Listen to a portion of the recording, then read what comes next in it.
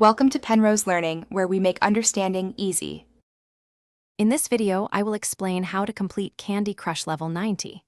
This particular level presents a unique challenge, requiring careful planning from your very first move. Your main goal here is to clear all 48 jelly squares before you completely run out of moves.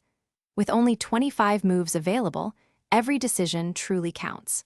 Focus on understanding the board's initial setup and identify the key areas to target for maximum impact. Level 90's board is divided into two distinct sections, connected by narrow pathways.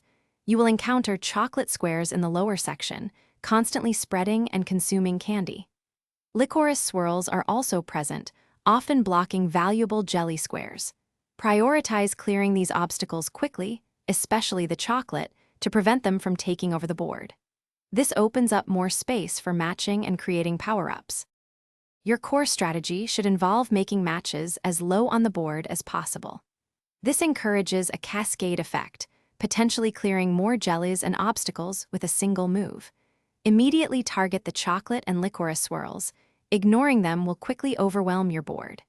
Keep an eye out for potential 3-in-a-row or 4-in-a-row matches that can lead to valuable special candies. Special candies are your best friends on level 90.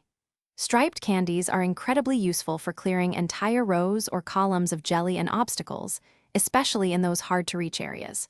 Wrapped candies, on the other hand, explode in a wide 3x3 radius, effectively clearing chocolate and licorice. The most powerful combination is a striped and wrapped candy. It clears 3 rows and 3 columns, making a significant impact. Thanks for watching. If this was helpful, leave a like and consider subscribing. See you next time.